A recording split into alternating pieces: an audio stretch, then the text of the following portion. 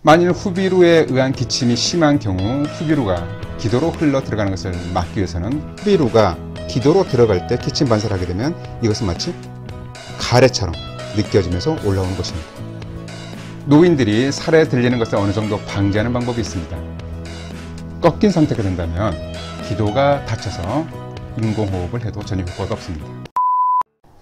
안녕하세요. 한동화의 생생별곡입니다. 오늘의 주제는 비염인데 왜 기침까지 나는 걸까입니다. 엊그제까지만 해도 열대야로 밤잠을 설쳤는데 이제는 밤과 새벽에 쌀쌀함이 감돕니다. 항상 이맘때면 걱정을 하는 사람들이 있습니다. 바로 계절성 비염 환자들입니다.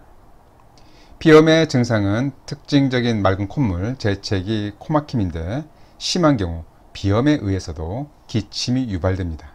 이것을 후비루 기침이라고 합니다. 후비루는 콧물이 밖으로 빠져나오지 못하고 코 뒤로 넘어가는 증상을 말합니다. 목 뒤로 넘어간 콧물이 후두로, 즉 기도로 들어가면서 이것을 다시 빼내기 위해서 기침이 유발되는 것입니다. 이때 마치 가래처럼 묽은 액이 나오는데 이것은 실제로는 가래가 아니라 콧물입니다. 정상적인 경우에도 자신도 모르게 콧물이 뒤로 넘어가면서 삼키게 되지만 비염의 경우는 많은 양의 콧물이 한꺼번에 넘어가면서 미처 삼키지 못한 콧물이 중력에 의해서 후두를 통해 기도로 흘러 들어가려고 하는 것입니다. 후비루에 의한 기침이 일어나는 이유는 후두부에 있는 기침 수용체가 자극을 받기 때문이죠. 기침 수용체는 자극을 받으면 기침을 유발하는 지점을 말합니다. 기침 수용체에 이물질의 자극이 있거나 신경 자극이 전해지면 기침이 유발됩니다. 이것은 폐의 청정작용으로 폐를 깨끗하게 하고자 하는 반응입니다. 지난번 영상에서도 말씀드린 적이 있죠. 만약 후비루에 의한 기침이 없다면 이물질은 폐로 흘러 들어가서 흡입성 폐렴이 생길 것입니다. 그럼 후두부의 구조를 한번 살펴보겠습니다. 이 부위가 후두부고 이 부위가 인두부인데요. 후두부에는 후두개가 뚜껑처럼 덮여서 작동을 합니다. 그래서 음식물을 섭취하게 되면 이때는 후두개가 닫히면서 음식물이 기도로 흘러 들어가지 않고 식도로 넘어가는 거죠. 그런데 음식물이 들어갈 때나 콧물이 뒤로 넘어갈 때 이 후두개가 미처 닫히지 못하면 음식물이 또 콧물이 기도로 들어가면서 살해에 걸리고 이때 기침 반사로 인해서 기침이 올라오고, 만약 후비루가 기도로 들어갈 때 기침 반사를 하게 되면 이것은 마치 가래처럼 느껴지면서 올라오는 것입니다. 하지만 이것은 가래가 아니라 콧물인 것이죠. 그래서 평상시에는 후두개가 말을 할 때나 또 숨을 쉴 때 열렸다가 닫혔다 하는데, 또 음식물을 먹을 때는 자연스럽게 닫혀야 되는데 이 작동에 문제가 있게 되면 기침을 하게 되는 것입니다. 이처럼 평상시에 이 후두는 후두개로 덮여 있습니다. 그래서 말할 때나 숨을 쉴 때는 열렸다가 음식을 먹거나 침을 삼킬 때 저절로 닫혀지면서 이물질이 들어가는 것을 막아주는 거죠. 그래서 식도가 기도 뒤쪽에 있기 때문에 음식물이 식도로 넘어가기 위해서는 이 후두를 통과해야 합니다. 문제는 후비루 기침의 경우 자신도 모르게 콧물이 기도로 흘러 들어가면서 미처 후두개를 닫지 못한 결과입니다.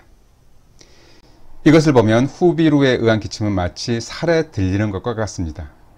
노인들은 살에 잘 들려서 연신 기침을 하는 경우가 많은데 이것은 후두개 부위의 근육을 쉽게 조절하지 못하기 때문이죠.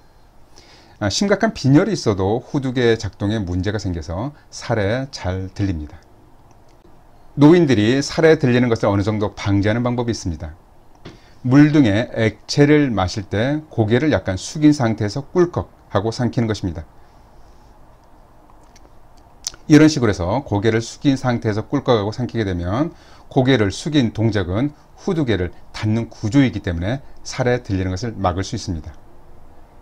후두개의 구조는 심장마비 발생 시 응급처치를 할 때도 중요하게 적용됩니다.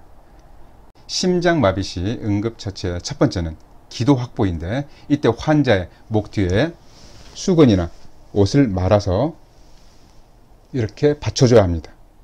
이러한 처치는 목을 뒤로 젖혀서 후두개를 열어서 기도를 확보하는 것이죠.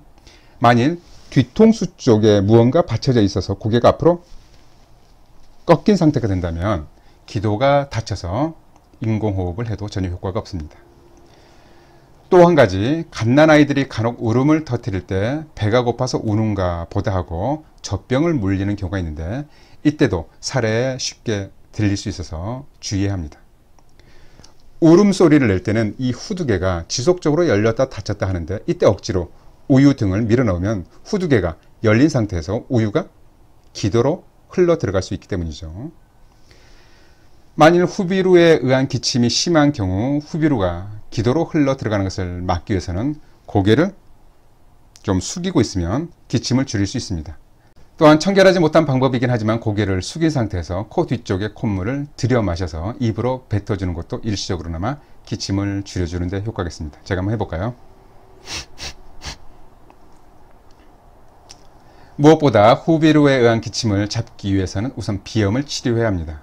후비루를 잘 이해한다면 비염에 의한 기침의 고통에서 해방될 수 있을 것입니다.